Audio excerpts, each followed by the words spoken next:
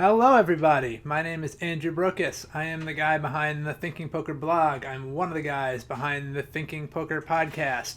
And what you are about to see is a full hour of really high quality strategy content produced by myself and Matt Berkey. Matt Berkey is a super high stakes player, plays some of the biggest no limit hold'em games that there are. Really, really talented player, smart guy, super nice guy. I think there's a lot to learn from him. Hopefully you'll learn a few things from me as well. Among other things, Matt Berkey is behind the Solve4Y Academy. So if you're interested in learning more from Matt Berkey, solve4y.xyz, and you can find out some more about that. This video is produced really mostly as a thank you for people who donated to an end of the year fundraising campaign that I held for the Bay Area Urban Debate League, which is a nonprofit organization in the Bay Area that I'm affiliated with. If you were a donor to this campaign, thanks very much. I hope you enjoy the video. It's a small token of my appreciation for what you've done. If you were not a donor to the league during the campaign, maybe you didn't know about it, maybe you didn't have the cash on hand at the time, no problem. Watch the video, enjoy the video, and I hope that at the end of the video you'll consider making a donation. Whatever you feel like the video was worth to you, you can go to baudl.org/donate and make a contribution. So, quick note about the video that's coming up. We recorded this in person. Matt Berkey and I were together at Matt Berkey's house. And he has dogs, or there are dogs at the house. One of those, I suppose, is his. And they interrupted us a little bit. So you'll hear a bit of them in the background, and there's one or two spots. Hopefully it's not too jarring, but I edited out some some barking. I think that's about it. Yeah, this is just, I learned a lot from this, and I think you guys are going to agree with me that Matt is just a really smart poker player, and I think you're going to enjoy learning from him and hopefully from me as well. Okay, so I am sitting here in Matt Berkey's bedroom/office with a very rough-looking Matt Berkey. It's been a real long, short night of sleep. Yeah, I appreciate you doing this on such short notice. I know you said you went to bed at 7 last night, or 7 this morning? Yeah. So I completely forgot we had this meeting. I got invited to play very last minute and was punished accordingly. Can I ask what you were playing? Yeah, so I started off playing a mix of No Limit Hold'em and PLO. We were playing 1-2-4 PLO and 2-4-8 No Limit. Right. And then I got to go to a different game that was 3-6-12 No Limit, which also turned into 3-6 PLO. And when you say got to go to a different game, what is that? I mean, it's not like you were in a must-move game, right? No. The sad fact of high stakes is that it's just like the most political realm in the world, and everything is invite. I mean, there were 4 games of 100, 200, or higher running at the Aria yesterday. All of them were private. None of them were ever more than 7-handed. And by midnight, all of them were 6-handed or less, and nobody was like but they still won't like give you a seat. Right, there's stacks where seats are supposed to be. And I mean, it's cannibalistic, right? Like, I play in this community. I know everybody at all 4 tables, but I couldn't even switch games if I wanted to. I have to stay in the one that I'm invited to until I'm invited to another one. I see. The hands that I gathered for us to look over are going to seem kind of piddling, and now that we've whetted people's appetite with these big numbers, we talked about discussing a hand from your is it the 100-200 Poker Night in America game? Yeah. Do you want to set that up for us? Yeah, sure. So I got invited to play a Poker Night in America game at Hard Rock. The stakes were supposed to be 100, 200, 50K min, but with the lineup, and really just Perkins. I mean, he's just the guy. We ended up playing somewhere between 100, 200, 400 and 100, 200, 400, 600, 800, or 800, 1600. So it was strangely large for the stakes that we were supposed to play. Yeah, no which was very beneficial to me. Those got very few people. I think Mercier was like really the only one prepared to play that big. Perkins obviously, but like he doesn't give a shit. He's just firing off. And by prepared, you mean like have the stomach to lose that kind of cash, and or like have the cash on them to be like comfortable playing? Yeah. So like there's a big difference between having the stomach to lose it and being prepared, right? Because it's like there were a handful of guys who lost $250,000, and it hurt them, I'm sure. and none of them went into that game thinking like a $250,000 would even be at risk, let alone that they would lose it. But they're still walking, they're still survived. Nothing bad came of it except like they're a little financially poor. But that being said, like the adjustment was never made in game. It was never like, oh my God, I only have like 1 or 2.5 buy-ins in my pocket now to play this game correctly, and I need to make some major adjustments or get more money or whatever. Like it was just more like I'll figure it out as I go. Right. And I just think that playing these stakes regularly, I have a massive edge in that spot. Is there anything in particular that I guess you're comfortable telling us that you do? Sure. Like when you know that people maybe only have like 1.5 buy-ins in their pocket. Yeah. Well, I've been in that spot a lot, so I know the uncomfortable nature of it, and I just know how difficult it is to maneuver through, and how much you try to convince yourself you can control the variance, right? So it's like you'll flat with hands that you would otherwise raise because you think that you have your opponent pegged on a certain range, and you're just really trying to put yourself in the best position available. But runouts are runouts; they're fickle, right? Like they find a way of being as bad as possible when we need them to run out clean. So from like my perspective, and my style just kind of does this naturally, but it's like I'm always trying to advance the leverage point as fast as possible. So if I can get them to a point where they're making a decision for their stack on the flop or on the turn, that's just generally going to benefit me because it's too early in the hand for them. They're not going to be comfortable doing it with less than the nuts, and now all of a sudden they're going to be in some weird spots with like high equity hands that they should never be folding but kind of have to. Okay. And does that well, okay, so the hand that we were going to discuss was with Chance Corniff. Mm-hmm. Does that, I guess just tell us the hand. Yeah, no, it's fair. Because honestly, Chance was kind of one of those guys, right? Like he ended up getting crushed in the game, and Chance is a great player, but it was just very clear to me that he wasn't able to play his best given his restrictions in the game. And this is the thing, sorry to interrupt you, but that I harp on my students about all the time, because I have a fair number of students who aren't professional poker players, and I've increasingly come around to the point that like you still should have a bankroll. Because so many of those people are just like they really don't want to lose. Like they're playing 2-5, and like if they lose $1,000, they're considering that a terrible night. Yeah, right. You could play great and lose $1,000. Right, yeah, and that's the thing. It's like he lost $250,000, but who cares? We're playing some bastardized version of like 3-600. You know what I mean? So it's like that's not a pittance, but it's reasonable swings. Like that's a part of it, and especially with the guys that are in the game, it's like with me and Perkins in there blowing up every pot, like it's going to be a wild game. So I think it's like incredibly important. I know what it's like to shot take. I know what it's like to have every last cent on the table, and it's like you feel so protective of it. It's difficult not to, and when you shift into that mindset, you definitely lose the ability to like capitalize on your unfair share of pots. And that's the thing, like for these people, and many of these people are, they have plenty of money. It's not like $1,000 is even going to affect their lives, but it's what they brought with them to the casino, or they bring $1,500 to play 2-5. Yeah. And it's like, even if you get stacked once, now you've only got 2 buy, and you get stacked twice, and suddenly you've got case money on the table. Yeah. Like you need to have a lot more than the money that you think you might lose that night, and you should be ready to lose more than $1,500 when you're playing 2-5 anyway. Right. Yeah. That's kind of the thing, right? Like you create this dynamic or environment for yourself, where you don't have, like say the people you're speaking of have a proper role, but they're bringing such a small fraction of it that now they've restricted themselves to like, they're basically playing like they're broke. Right.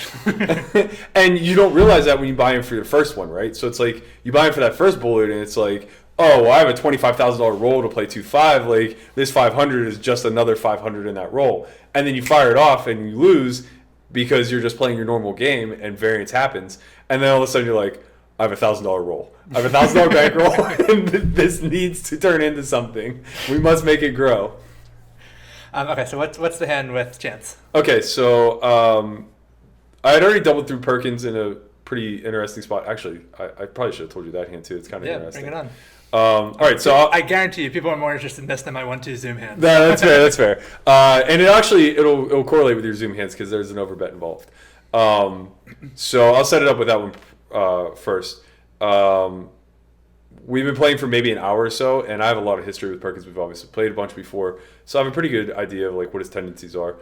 A hand happens where I don't recall who, but I think we're playing 1-2-400 in this particular hand.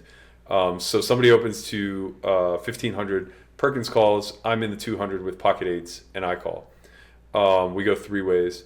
It comes king 8-3, I believe, two clubs. I check. And so there's like 5,000 in the pot now. Roughly, yeah. And how much in the stacks? So we were about 100K effective. Okay. The original opener, I think, had 50. Okay. I check. The original opener bets 3,000. Perkins calls. I make it 8,500. Original raiser folds. Perkins calls.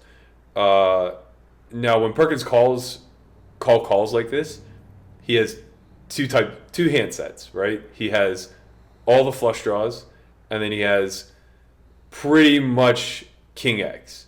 He'll have like some 8Xs, but it's like I block all those. Right. They're just super unlikely. And sure, he could have pocket 10s here, but it's really insignificant to think about moving forward because if I put an emphasis on the weakest portion of his range, I'm going to allow him to like realize too much equity with the strongest portion, and I'm going to miss a ton of value moreover. Yeah. What about the pocket threes? Would you expect him to raise those? I think so. Yeah, I think just like the nature of the board, it likely would have went like bet raise. But even if it went bet call, now his hand's so under-repped, he's never going to go call. Because he's just not going to give me. He knows that like I'm capable of having literally anything, and if he has the sets, then his mind drifts to me having king X or flush draws. Right. So knowing that about Perkins and knowing that he's not shy about playing large pots, moving into the turn where we see a red queen, there is roughly 16, 20, like 24,000, 25,000 in the pot.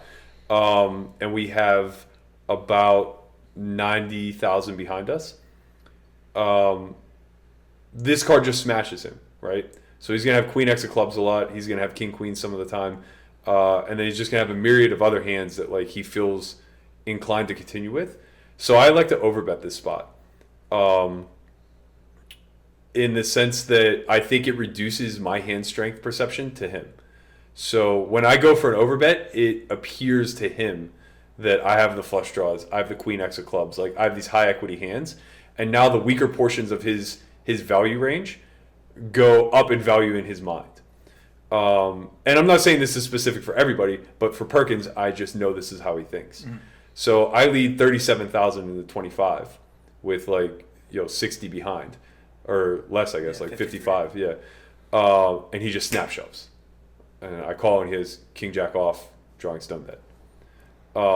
And when I rewatched the footage, Chino Reem and Matt Glantz were the ones announcing, and they were speculating what I was going to bet because I kind of tanked before I did it.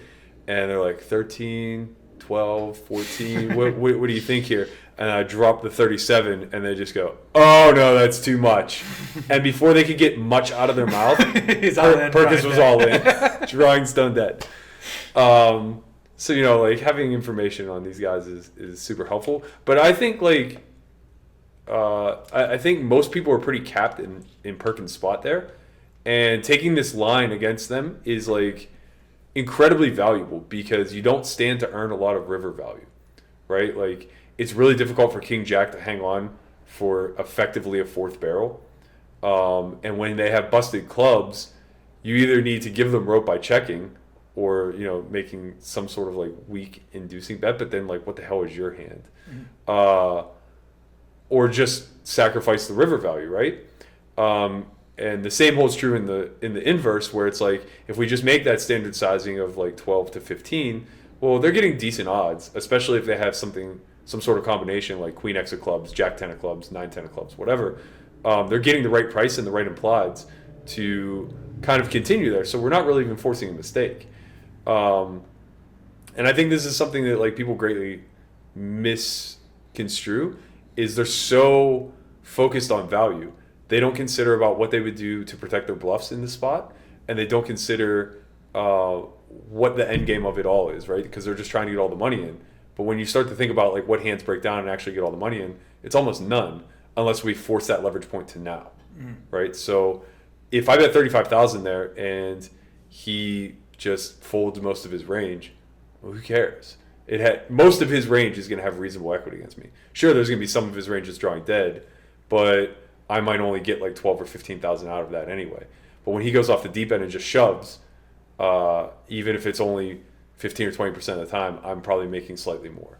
Yeah, and the value for you in letting him see the river with, like, well, I mean, especially Jack 10 of clubs, but yeah, I mean, even like Ace Jack of clubs or something, there's just not that much value for you in letting him see that river. Yeah, right, because it's like, the dirty little secret of live poker is guys will just show down nothing, right? Like, if I let him see that river with Ace Jack of clubs and then realize, like, well, he doesn't have enough hands to call with, so I'm just better off checking here and hoping he'll bluff. You check there, he'll show down 4-3 of clubs, right? He'll just check it down. And it's like, when that happens, we can't make any more money on this street. Right. So I think that's like the great divide between the online realm, where guys are really in there slugging it out and planning their hands and trying to apply GTO in the best way that they understand, versus a live realm where they're just like, let's just move on to the next one. I'll make my draw next time. Yeah, I mean, maybe this isn't relevant to Perkins, but I think it is relevant to the point we were saying about people not having a lot of, like, if they're not really capitalized for the game or don't have the pocket bankroll right for the game, they're less likely to go for those, like, big river bluffs. They're more like, I missed. Let's see the next one. Right. And then, inversely to that, if you're the one who's kind of on a short roll, now, whether you realize it or not, people can feel that. People understand that, right? Yeah. They see the desperation. Now when you overbet that turn, they just equate it with stone nuts, right? So, like, the play has no merit any longer. I mean, it does in the sense that you deny equity, but it really doesn't in the hopes of, like, getting somebody to jump off the deep end. Nobody believes you're bluffing. Right. But, like, when you come in as the guy who's splashy and who's super flush and everything else, it's like, this guy's just an absolute DJ, and he could show up with as bad as, like, ace 10 off here. Yeah. So yeah, like, I've actually forgot about that hand, but I think that was probably the most interesting one that I played. Mm-hmm. Okay, so you had already doubled through Perkins there. Yeah. And then the hand comes up with Chance. Yeah, so Chance was immediately to my left and reloaded to a lot more money after I doubled through Perkins. So this hand happened. He had been losing a fair portion. I think. How blatant are people with that? Like, is it literally like he said something out loud? Okay. But I think he did it to, like, kind of. Because he knew you were going to notice anyway. Yeah. So I mean, I don't want to infer anything, but I'm going to infer something. Like, I think he did it to, like, kind of cover up that he's not necessarily comfortable having his case money on the table, but he's going to let me know he's real comfortable. Right. By just outwardly telling me that he thinks I'm a fish and is covering me. So yeah, this hand happens. He'd been losing a fair amount. I'm just steamrolling the game. So I have like 300,000 in front of me, in for 100, and he has about 140 to start the hand. Folds to Perkins. We're playing 1-2-4, and the guy in the big blind, or in the 400, is probably the weakest player at the table. It folds to Perkins. He makes it 1,600. And he had just been, like, raise fold. He's in the cutoff. He had been raise folding a ton from this spot, and I really want to continue to play a lot of pots with him. Obviously, he's also one of those guys who, like, there's personalities in the game. Like, some guys you can just challenge, and it'll just, like, ramp them up, right? So it's like, if I just start hammering Perkins, especially now that I've doubled through him, he's gonna have a vendetta against me and just, like, start coming after. Perkins isn't that guy. He'll just, like, he'll open every hand dealt to him, but when you try to stop him, he'll just stop. Right, he'll just, like, raise fold, and not care. And from a microcosm standpoint, I guess that's fine hand by hand. But from a game flow standard, that sucks. Right, like, you have to be gambling with this guy. He's the show. I mean, he's just, like, running all the action. So it's like, I don't want to get into a habit of just, like, 3-betting to death, so I want to start working in some more flats with hands that I would otherwise 3-bet. And Ace-Jack is, I would think, not a real appealing hand against a player who's raise folding a lot, because if he does actually give you action, you're probably not in great shape against him. Yeah, I'm gonna run into, like, that merged range where flops are gonna hit us both, and now my middle pairs are gonna be, like, a little wishy-washy. I'm out of position. I'm also denying this guy in the big blind who's literally flicking in the 14 or the 1200 with anything, and I'm suited. So it's like my playability post. Especially, like, since I believe that to be my edge in this game anyway, right. It's just, like, it's insane for me to take that away, I think, here. So I like the flat. Chance squeezes and rather large, but we're super deep, so it kind of makes sense. He makes it 10,000. Folds to Perkins, who folds the 3 deuce of hearts, as I'm sure he would have if I had 3-bet. But this is only something you know in retrospect. Yeah, of course. And I elect to call. So I have ace jack of diamonds if I didn't state that. The board comes 8-4-4, 2 diamonds. And our effective stacks now are about 130,000. With like 22 in the pot. Yeah, roughly. I check, chance bets 12-5, I believe, and I make it 35,000. Now, this is like hardly standard. I'm just going to have a really big check call range here, I think. So taking hands like this out of that and putting it into a check raise range where I have like nearly no nuts is kind of dangerous. However, I am probably one of the few people capable of having like all the suited fours in this spot. And I just want to deny chances equity moving forward for clarity's sake. I don't want to be like incorrectly folding ace jack high by the river, and I know that chance squeezes relatively wide and it's certainly like very floaty post. So I'm basically just pressing my equity and advancing the leverage spot here against somebody who has it ends up not being case money, so like I don't want to say that, but has like a big portion of what he decided to play for on the table right now. The game's playing much larger than he anticipated it to be, and I'm kind of backed up by my equity. So if I run into it, so be it. Like if he has aces, if he has kings, I'm just not going to concern myself with those two specific scenarios, or queens, I guess, as well.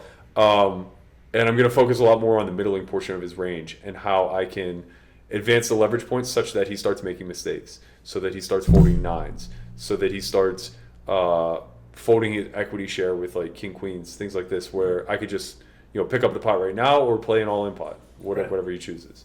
And the other thing that you mentioned when we talked about this hand the first time is like if you do take the arguably more standard play of just check calling the flop and the board runs out dry, then you're sort of at risk if he decides to like go three barrels with king queen or show down ace king or and I mean even if he takes like a really standard line and just like bet checks bets, it's going to be impossible for me to like correctly be calling with ace jack high there, because now I haven't even denied ace king black its equity, right?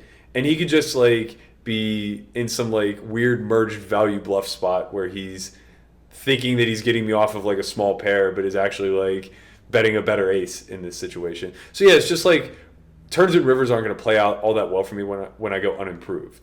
And I think that I still do often have the best hand right here and now. And moreover, like the cards that he's going to use in his favor to kind of rep are also bad for me. So turn kings, turn queens, turn tens, whatever. Like these are just going to be like kind of nightmarish for me, and I don't expect him to just like blast off diamonds. We've got a third guest here. off. Remind me his name. That's his Gatsby. Gatsby, that's right. He's the best. I'm so proud of him for not barking. And how wide could you see yourself going for value? I mean, given the dynamic you described with Perkins, it seems plausible you could have like tens or jacks. 100%. Here, would you be check raising those on the board? board? 100%. Tens was the bottom. Okay. And it's just kind of the same. It's like the hand is just going to be making a lot of turn and river mistakes. I'm not afraid to play a 300k pot here, and I also know that like though the money may have some sort of factor, Chance doesn't have any fear, right? So he's not just going to deviate from normal strategy because maybe he's on like a tighter budget or a tighter roll here. So if he has nines or eights, he's still just going to be playing as if he has like an infinite bankroll and defending appropriately. So yeah, I mean, it's like it's thin. It's super thin, but I'd rather play a thin 300k pot than a 80 or 90k pot that I never have a chance at winning. Yeah, and this is another thing that I think makes you one difficult to play against is being willing to do kind of like thin things. I think some people also have this idea of, and I know you're not a big proponent of the GTO stuff, but just the idea of like, there are many cases where running a big bluff might be only very slightly plus EV relative to just not doing it or getting it in very thin, and people are kind of like, well, if there's not much EV here anyway, why not just like take the lower variance line and not run the big bluff or fold the flop or something like that. And it's like, well, for one thing, your opponents might make mistakes, in which case it's not like a break-even play if they do make the mistake. Right. And secondly, it just makes you a lot harder to play against if people know that you're not just always doing the low variance. Yeah. So I think that by and large, I am a proponent of GTO, right? Like, it's like I think in GTO metrics, but I'm a bigger proponent of the fallibility of humans. And it's like, that's what we're dealing with on an everyday basis. That's a safe thing to bet on. Yeah. It's just like, I know that you're going to make big mistakes. And hey, so am I. But it's like, let's make them together. Let's go on this bottom crazy journey hand in hand and see who comes out on top. So yeah, I really think that that's like where the application of GTO right now is kind of like losing a ton of, I don't want to say value because that's not necessarily the correct thing, but it's just like it's soft, right? It's just like this soft style in my mind, because we're not a computer program. We can't implement the proper mixes and everything else, and most people are just applying it as like advanced bluff catching, and it's like, that's been around for a long time, and it works for a lot of people, but it certainly has a lower ceiling than the people who are just like willing to stick their neck out on a line and like go for it. Yeah. Okay, so you check raised the flop to 35,000. Yeah. You bet 12 and you bet 35. 12.5, I think. Yeah. 35. I make it 35, and my rationale behind this is I'm going with it, which isn't why I'm choosing that sizing, but I know that I'm going with it. But most importantly, it sets up like a perfect turn dynamic for the times that he flats, right? So like when he flats, which I actually think he's going to flat a lot of his range, I know that I'm going to be running into a lot more of the made portion, and I'm going to need to realize my equity in some facet to win. Like I don't necessarily think he's fighting with like king queen high, but again, like I just can't really care because now we're set up for a perfect pot size turn shove. And I'm just going to have to follow through and hope that he's still like either made a flop mistake or is going to make an incorrect folding mistake on the turn. But that's the line, right? Like it's set. So if I check, I can choose a smaller sizing here. I can make it like 26, 27, and then work an overbet in on the turn. But it's like, what's the point? You know what I mean? Like, what am I hoping to do that he just like floats me a little bit wider? And now I run the risk of having like that slight lack of clarity. Like, do I really want 9-10 of the backdoor to be peeling there? Well, sure. But along the same lines, it's like, why create this dynamic where now all of a sudden I'm shoving for like 1.25 on the turn, like where I don't think it's going to matter, I guess is what I'm saying. I'd rather maximize my fold equity here. Yeah, well, I was, I guess, thinking, because you described him as floaty before, and because, as you said, this is a spot where we wouldn't necessarily expect you to check raise that much. Right. The three better is going to have a pretty significant like nuts advantage. Yeah, over you. Sure.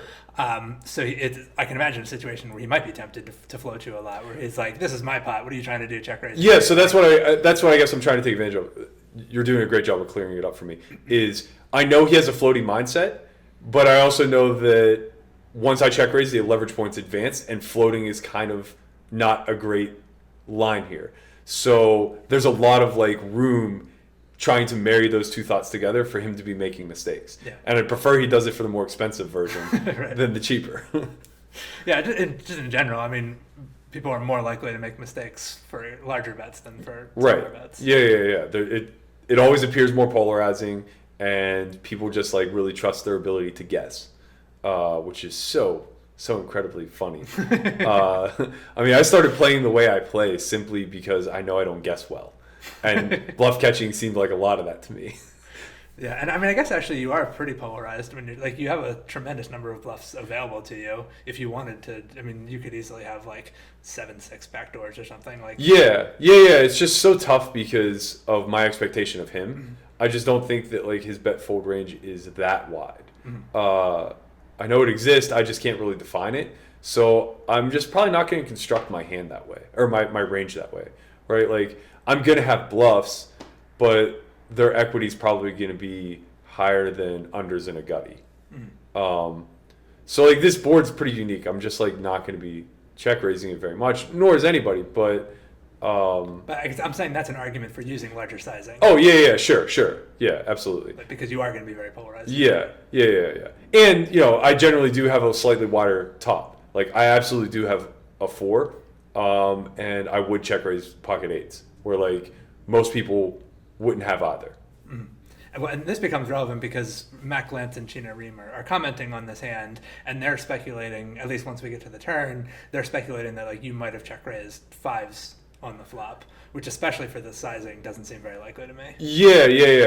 They were saying that, and then Ryan Fee did analysis of his hand as well, and he was saying like, if Berkey's check raising 5s or 6s, or I might have ascribed something to Glantz and Ream that was Fee. Sorry. No, I think that they were speaking of my range in the same way. Okay. And it seemed as though everybody dissected what my check raising range could be in the same way, and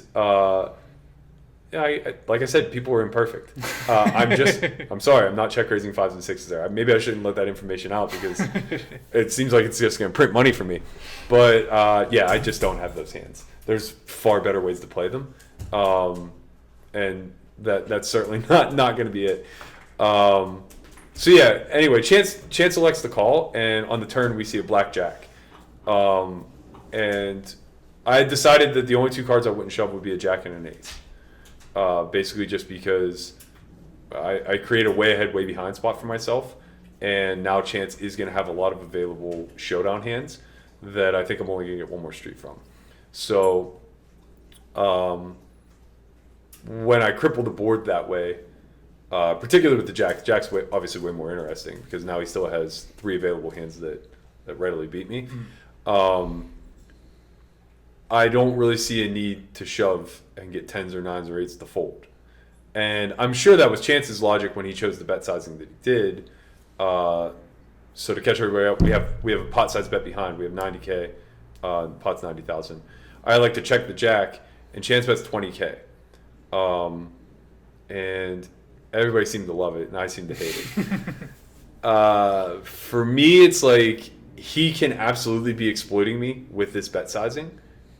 Based on the assumptions that I'm making when I view it. I just don't think that he is, right? So, like, I think he has more than queens, kings, and aces when he does this.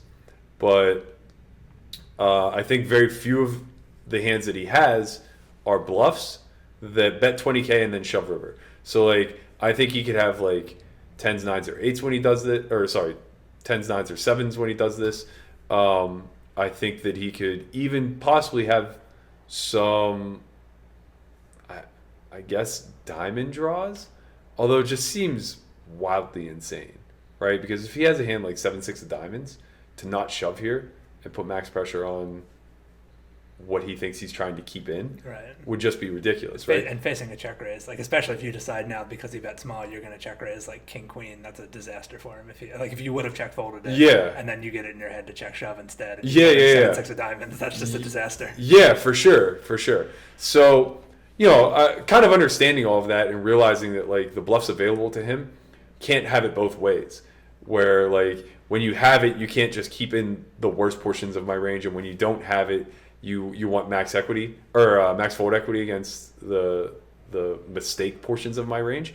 Of course, he could set the hand up this way. I could never know, but to me, it just seems like if that is the case, it's awfully transparent. I don't think this bet's very balanced. So when he made it, I was just like, okay, I guess I ran into the top of his range. I'm just going to call, and when I'm unimproved on the river, I'm going to be forced to check fold a really exploitative spot, and that sucks, but this is the information that's being given to me. And I think his thought process was the same as the announcers, where I have a lot of worse. I have a lot of small pairs and things he has no worries about, things that he thinks he has drawing dead, which may level themselves into a call on the river.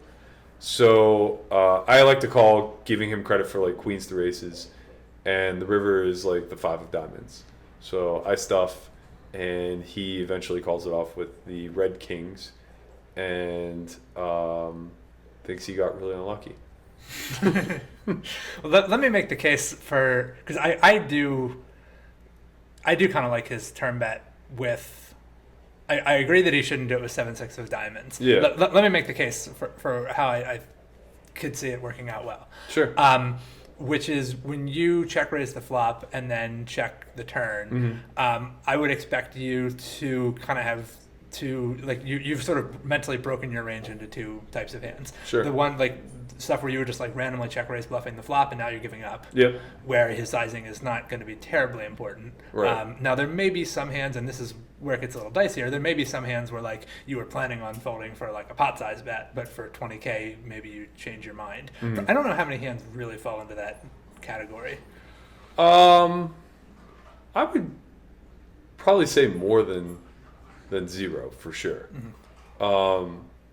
Because like when we're talking about fives and sixes, which again I don't have,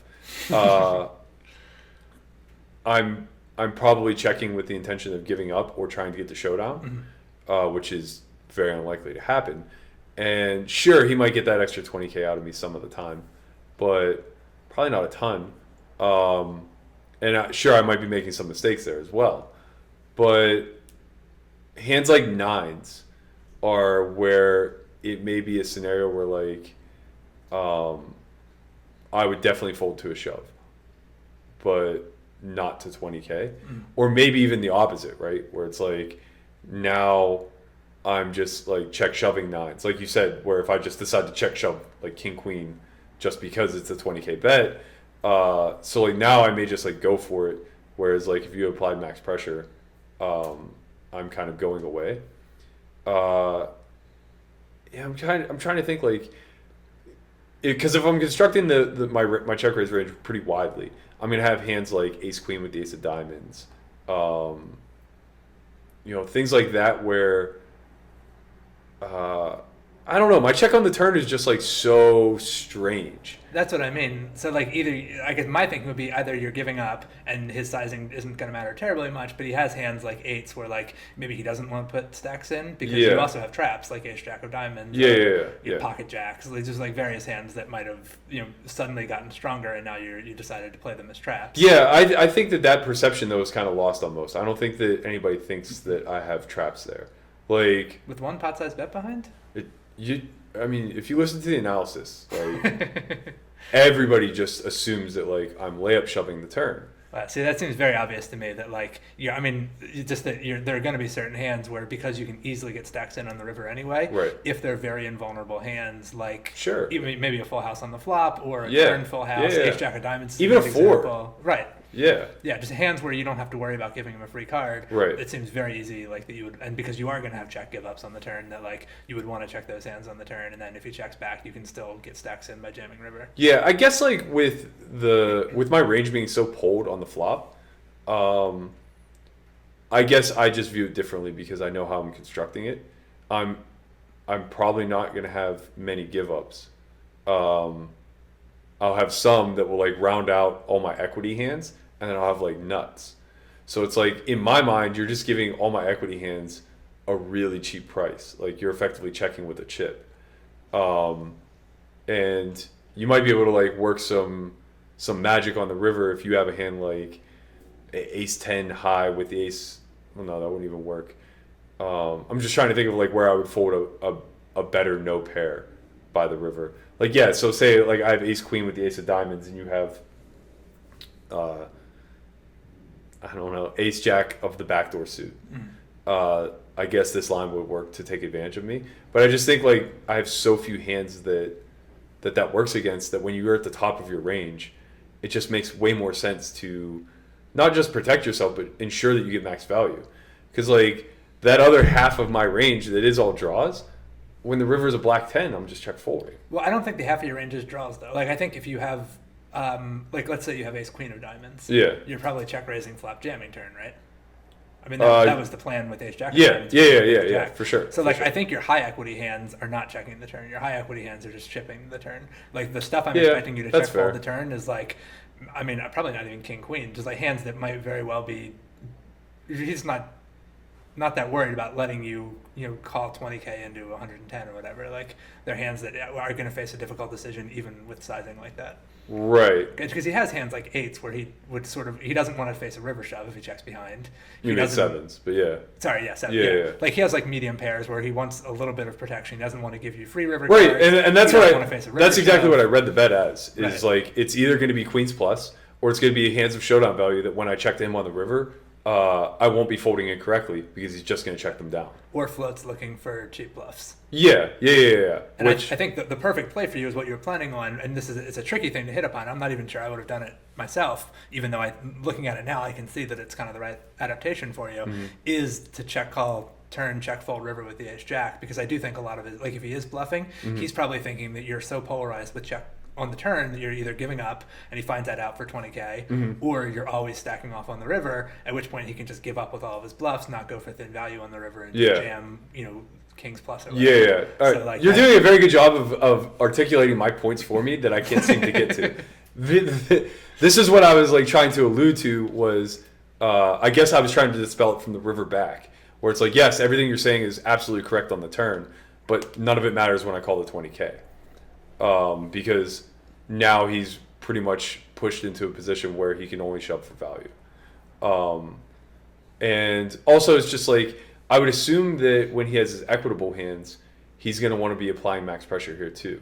So if he has a hand like 10-9 of diamonds, I would assume he would be much happier shoving than betting 20k and then making a weird river decision. I'm just thinking he can have a shoving range and a betting 20k range. Yeah, but like if kings are in the 20k range, I mean, I guess he has a mix. What are the value shoves? Yeah. Or is he just like, some superhuman who's mixing his frequencies? I mean, if his shoves are only high equity draws, it's still kind of hard for you to do anything about that. Like, so I mean, are you going to hero call the turn with like king queen high, deciding he has exactly 10-9 of diamonds? I mean, no. Of course not. I'm going to fold the same hands that I would fold to 20k. But like when you look at it from that scope, now shoving the 9-10 of diamonds probably isn't very good, because when I call, he's often going to either be dominated or in a scenario dead or he's either going to be dead or need to improve. So like when I have a hand like I had, he's gonna be dead to a straight draw. And then when I have like, I guess I could only have worse with 7-6 of diamonds, but like we said, like I would just shove that on the turn. Well, yeah, I mean that's he's bluffing when he shoves 10-9 of diamonds. Right. But that's the thing. It's like he folds the same hands that he would fold if he bet 20k. Oh, I gotcha. Right. Yeah, but he doesn't face the check rate. Okay, that's the question. Is like, are there hands that would have folded? Yeah, and I guess that's what I'm saying. Is like I would be in a very tough spot with those pocket pairs that I chose to do this with, if I chose to do it with any of them for 90k, because when I check, it's probably not to snap off a shove, and I understand that we're 1-1 SPR, so like I'm gonna face a shove some of the time. So I just feel like when he flats flop, he's more pulled than he understands.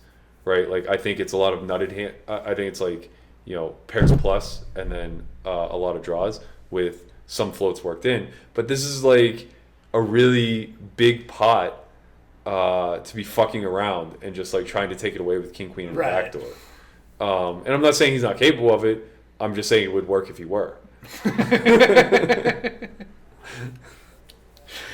Okay, so you did end up you rivered the nuts, or not the nuts, but you rivered the flush. Yeah, the effective nuts. I shoved into him, and he ended up having to make a crying call with red kings. And I think the crying call kind of speaks to like what you were saying, his mindset being for the hands that he kept in, and me maintaining some sort of bluff frequency on the river, right? Like he has to just tell himself that if Berkey had nines, then he has to shove this river.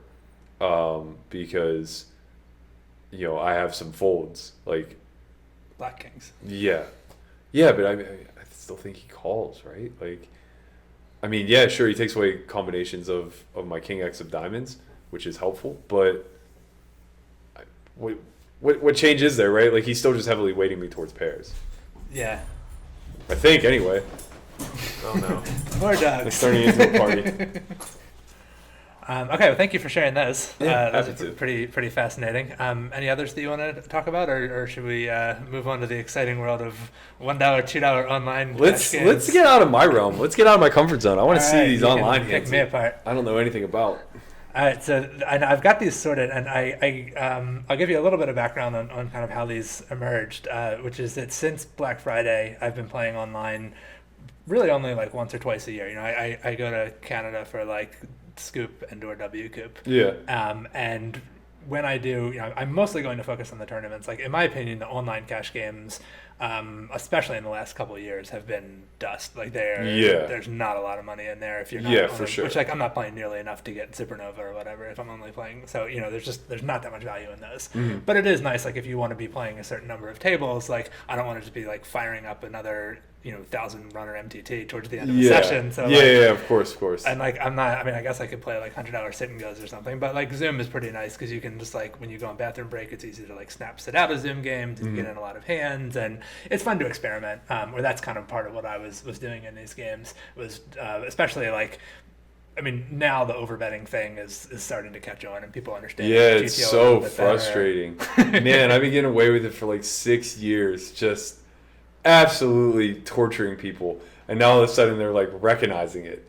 And they're not quite doing anything about it yet, but I see the wheels turning where they're like understanding like, okay, I can do this too, and I know what my hands are when I do it, so I'm just going to pass here, but I'm going to get them one of these times. Yeah, and that's it. So, like, when I started doing this, I guess, like, in 2012, I read, like, Mathematics of Poker. I probably even already read it by then, but I reread it and, like, understood enough of it to be like, there's a lot of situations where I think, like, the correct bet size is all in, even if it's several times the pot. Sure. And nobody does that. Yeah, and right. Probably they just fold way too much when you do that. Yeah. And, like, I'm going to start doing it and see what happens. And, like, 1-2 is, like, I can afford to dick around. And, right. Like, if I end, like, I know I'm going to play some hands badly, but, like, it's not the end of the world. So I think the hands that I have on this computer only goes back to 2014. So it's not the very beginnings of my experiments with this, but I just kind of filtered for every hand where I overbet the pot.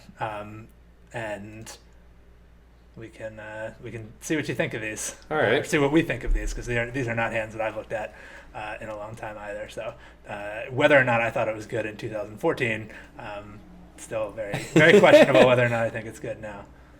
Okay, so this is nothing too exciting so far. I'm 3-betting ace-queen. All right, so I 3-bet ace-queen, and I end up flopping top pair with the backdoor nut flush draw.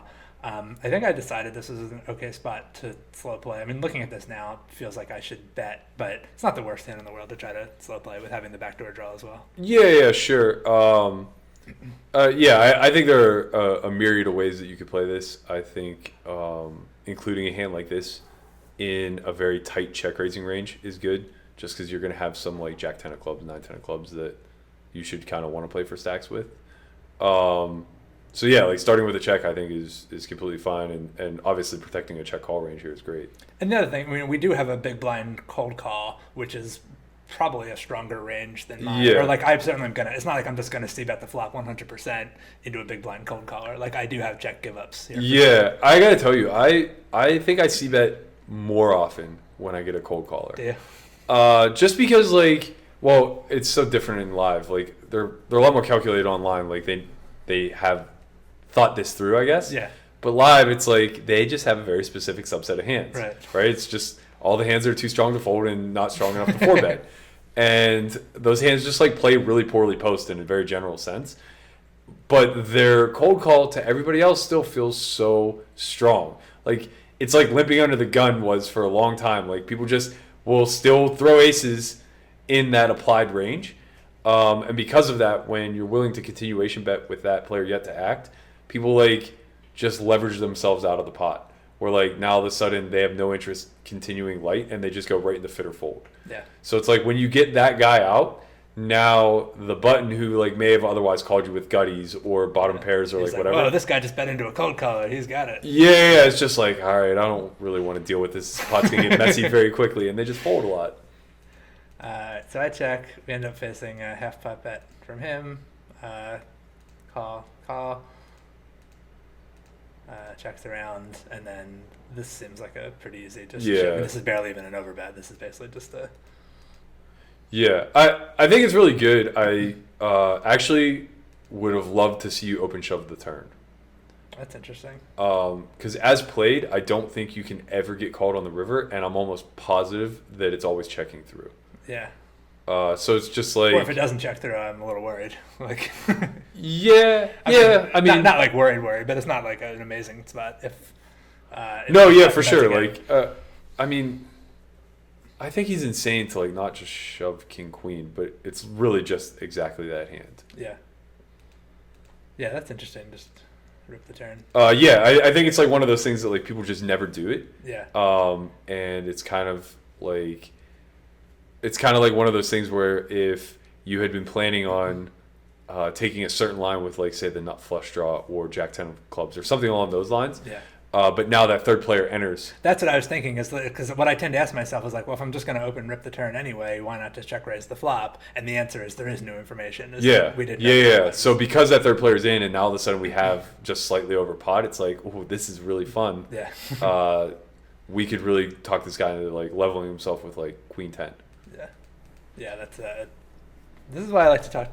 Yeah. I'm glad I have the opportunity to talk hands with you, because you're right, and it's not something that did occur to me or would have occurred to me. Oops. Yeah, I'm gonna cut my ear off one of these days.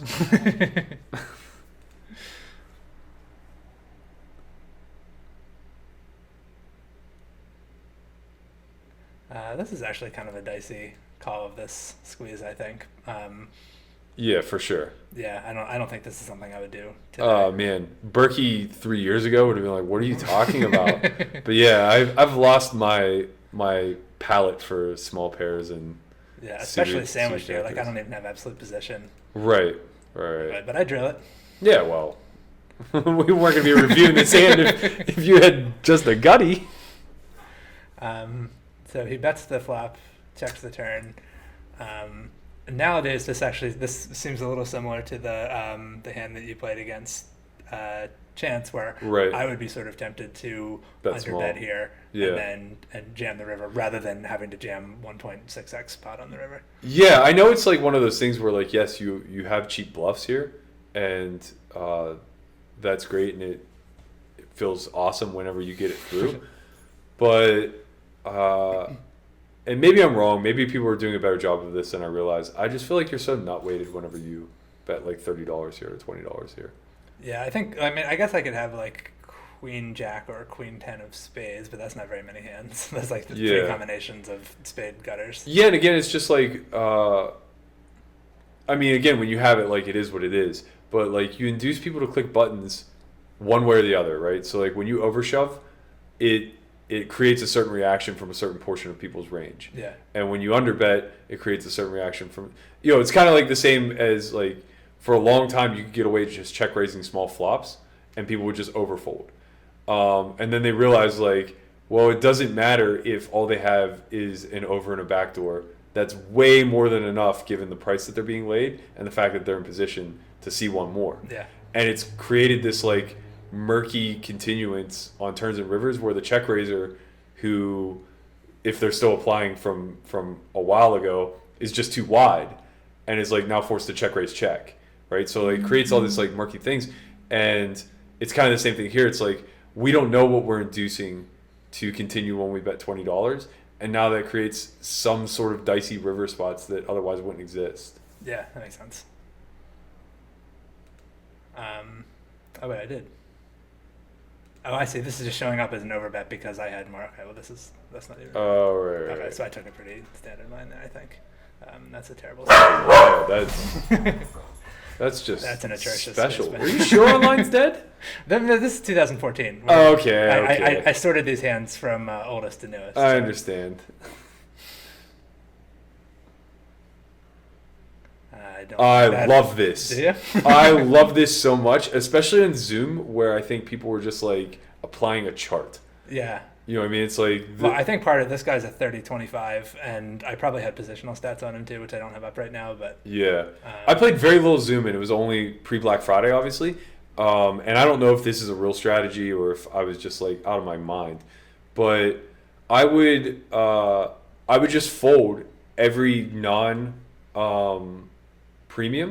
So like I would literally just play like jacks plus, ace queen suited plus, unless I was given the cut or button. And then I would just always raise or 3-bet. Mm-hmm. And if I raised and got 3-bet, I would just always 4-bet. And the player pools were so big back then that like nobody really picked up on the trends. Right. And you just start smashing people who are just like one-offing, hoping to like just win and move on to the next hand. Yeah. And so it's like, it's 2010. People weren't building ranges really back then. Right. And I mean, like, I wasn't a good online cash player at all, but like the way I was able to get away with this was just insane.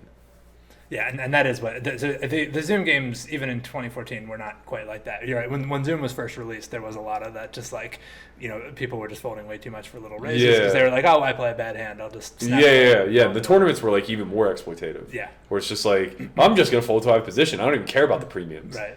It was really interesting. So yeah, a part of it, I think, I've got this guy opening 38% in early. I mean, this is over a small sample, but still, Sure. like he's opening, according to my stats, more in early position than he is in late position. Folding to 3-bet 75% of the time. I think I was just like, I can 3-bet this guy with whatever. Yeah. And then I just Yeah, kind of same thing. fascinated in there. Yeah. These guys call light. Safe to say, you weren't getting that one through. Yeah.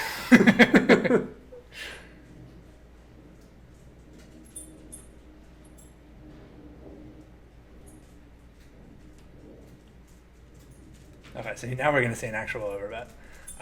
So I check raise flop. I guess I'm kind of the opinion that like I have enough. Like my check raising range is pretty damn strong on this turn card. Sure. Since like king queen queen 9 are probably also in my check raising range, and then like a lot of hearts, and then hands that were nutted on the flop. I like the check raise check on this card specifically because, yeah, you have flushes, but you also just have a lot of hands of showdown value, and your opponent is going to kind of like merge into that range as well, where he's going to have a lot of like top pair plus type hands, and he's obviously going to overflush you some of the time, but who cares? Like, you can't think about that. It's just more so like, how can I get one more street from the top pair plus? And I think like this does a really good job of it, where especially like when you overbet the river.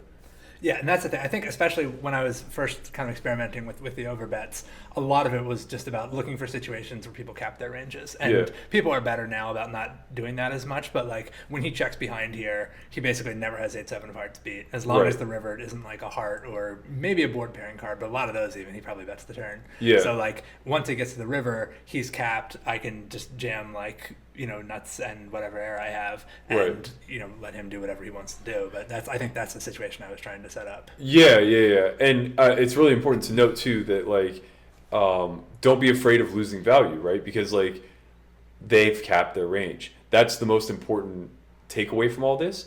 Because they've capped their range, that means that we can build a very well balanced like value, like a very well balanced, a very polarized but equally distributed bluff versus value range here, and just have them making infinite mistakes along the way.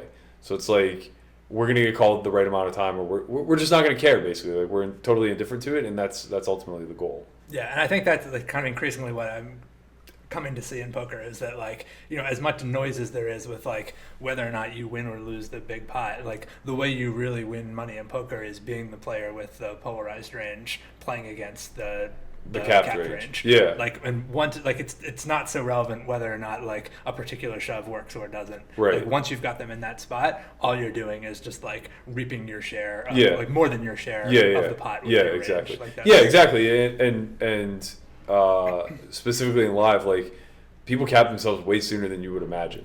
Right. So it's like they might be capped on flops and stuff like that. So the kind of piggyback off of that is just like not showing down hands. Like, if you're able to withhold that information, the longer you can hold information away from your player pool, the longer term you're able to apply these, like, polarized range versus capped range scenarios and just, like, kind of reap the benefits. Okay, so he checks back, and then I think that's that's a great card. Yeah, so I guess I didn't actually go for a shove, but I did go for, an overbet. A shove would have been optimistic, I think. I think so. I think my range is too strong to jam. It's just like I guess like 8-9, or I don't know, like maybe I turned Jack 10 into a bluff. I don't know that I would have checked the turn with Jack 10. Like it's just pretty hard for me to find bluffs here, I think. Man, I know that this guy's probably not like thinking, especially given the stakes that you're playing and everything else, but it's like to face an overbet on a one-liner is never the chop. And it's never I mean, it is, right, against a good player, like it has to be, but it's like, what could you ever have? I mean, you have to have like 8-9 of clubs here to try to keep bluffing him off of a chop or a faux chop. It's just like, you have a flush here all the time. Yeah, it's like, I see the queen, I can beat the queen, that's why. Yeah, of course. It's like, man, I hope he has a queen. Yeah, and he does. So actually, he turned So I did, I guess, lose some value by not betting the turn given the hand he actually had. Right. And I think it's actually a reasonable turn check for him, given that he also has a heart in his hand. Oh, for sure, for sure. I mean, he thinks he has like the board crippled, or he's drawing to a heart. Yeah. Well, apparently, he didn't think he was drawing to a heart. It's the worst card in the deck, and the river fell for him. He still found a call.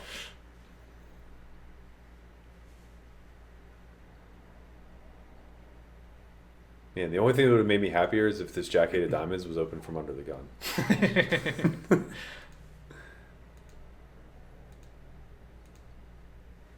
Yeah, I don't think there's any reason to do less than all in here. Agreed. So this was he check calls flop and then leads turn? He check raised flop. Oh, okay. And then I think he probably has the ace of diamonds. Yeah, he has to, right? Yeah. Oh, it's fortunate. But yeah, I mean, like, so that kind of speaks to another point where, it just kind of looks like you get fortunate in the sense that you run a flush against a straight and then a flop flush versus a turn top two with a nut flush draw. And sure, that's absolutely true. Like, the run out was insanely favorable for you, but you won the maximum, right? Where it's like when you adhere to more standard lines of thinking, you leave money on the table unless he decides for whatever reason that his less than nutted hand is worth like check shoving. And I think that's like really important in a lot of these spots where it's like, well, if I overbet, they're just going to fold too much, and I don't want to give up on that value, so I'm going to bet a third of the pot instead and make sure that I get called. Yeah. It's like losing that fear and understanding that like people are curious and can't possibly stomach folding, but moreover, like you just run into stronger hands than you could ever imagine sometimes, and you have to give them a chance to just like stack off with it. Yeah, you have to give them the chance is something I say a lot. Yeah, for sure. Actually, this reminds me of a long time ago. So I've had my personal blog, The Thinking Poker, for a while, and for a couple of years they were syndicating it on Card Player as well. Okay. And it was funny because on my personal blog, it was like all people who knew who I was and like sort of accepted my authority as a poker player, and like I had a lot of good conversations on there. On Card Player, nobody knew who I was, right. And it was like me, Doyle Brunson, Daniel Legrand. It was like all the like a bunch of really famous poker players, and they're like, "Who's this Andrew Brokos guy?" And, yeah, like, sure. My blog was like way more preachy than any. Like they didn't post like strategy stuff. Right. And I was like posting all these like kind of counterintuitive, like here's a weird hand that I played that I think is actually correct, and people were just like, "Who is this asshole?" It was like, but yeah, I can relate. Actually, you were on there. Oh, really? You had a blog, didn't you, on Card Player for a while? I'd be shocked if I did. If I did, I honestly didn't know about it. No, you know what? I'm confusing you. There's another Pittsburgh-based guy who did. Brokos? Yeah. I'm confusing you with Josh. I'm so insulted I'm sorry. right now. Your last names are even kind of similar. Yeah. Yes, I confused you with Josh Brokos. No, he's a super nice kid. Yeah, but I had a hand where I think I got like 200 big blinds in pre with aces versus kings, and like it was, I felt like I had to do something a little bit specific to get the guy to stack off with kings, so that was the point of the post anyway. It was like, you might not have played aces this way, but I did, and that's why I got stacks in. And all the comments were like, "You had kings versus aces, of course you won a big pot." Like, I gotta tell you, that would be my initial comment as well. I probably have to read it twice to be like, "Oh no, there actually is some genius." It might have even been true. I don't know. It's just like I still have it. This was probably like 9 years ago. I still have a chip on my shoulder. Yeah, no, I get it. It's tough to lose it. All right, so this was a 4-bet pot pre with queens. I ended up. Okay, and then I went for the. I think this is like something people just don't do enough of, and this speaks more to like, I guess pot construction than anything else. When you start thinking of this hand in a sense of what can he possibly continue with when I bet the flop, and then how does the rest of the hand play out, because I have to get stacks in. Like I'm at the top, I'm at the absolute top here. It's just like important to understand that like making a bet size that sets you up for like a pot to pot 0.25, pot 0.5, 1.5, whatever SPR moving forward is so crucial. And I didn't really see the flop sizing. I'm sure it was like just half pot. Yeah, I'm sure it was like just pretty standard. Yes. But realizing that in a 4-bet pot, when he check calls on King Queen 7, it's just like he never has a hand he's folding moving forward, right? Like there's just there's like a Jack 10 floating there somehow that found its way to the flop with 4 bets, but like everything else is just like ace king plus, and we're gonna lose an all in here some of the time, but who gives a shit? Like, it's less relevant here because, like I said, the half pot just like sets it up anyway. But like say the pot was actually only like $35 or something along those lines. Understanding that like you're not applying too much pressure to the rest of his range because the rest of his range is just check folding anyway. And setting it up so that like by turn or river you are able to get all in. I think that's just like incredibly important. And sometimes that takes having middle set and betting full pot on the flop, knowing that when he continues, we got him. Right. And this is, like you said, I mean, this really is the top of my range because, like, in a 4-bet pot, I'm not going to have many flushes here, like especially with the king of diamonds on the board. Yeah, like, right. It's like I probably don't bet ace queen of diamonds on the flop. Right. So I just it's pretty hard for me to have a flush. Yeah. And so like queens is especially queens with a diamond is like a very nutted hand. Yeah. For me, and I mean, it's hard for him to let go of a king at this point because how many diamonds do I have? And he's blocking pocket kings and blocking. Right. He also just might have the redraw with it as well a lot of the time. Yeah. Like he could have ace king with the ace of diamonds or aces with the ace of diamonds, like just hands where it's like fuck me, I just got cooled off pretty bad. And just like not a lot of good things can happen on the river. Like there's so many river cards that are like action killing or where he can like rip into me. Like if he does have Jack 10 no diamond and he decides to peel because I only bet $35 or something, and then the river's a 4th diamond and I guess with the queen of diamonds I don't really have to worry about that. But I mean it's right, but it's just like nothing good. It's more that you're losing value against his made range than it is you're inducing any sort of action out of him. If he wanted to open shove as a bluff, he would just do it on that card. He wouldn't wait till you check back and then just like rip into you on the river, right? Like it just doesn't make any sense. Did you enjoy that? Did I lie to you when I said it was going to be great? I mean, how often do you get an opportunity to hear the thought process behind really one of the great no limit hold'em players playing 100, 200, 400 no limit hold'em? How many opportunities do you have to hear people discuss strategy from a game like that? Thanks once again to Matt. If you want to learn more from Matt, solveforwhy.xyz. If you enjoyed the video and have not already made a donation to the Bay Area Urban Debate League, please head over baudl.org/donate and make a little donation now. Whatever you feel like the video was worth to you, I would greatly appreciate it. Thank you, and thanks for watching.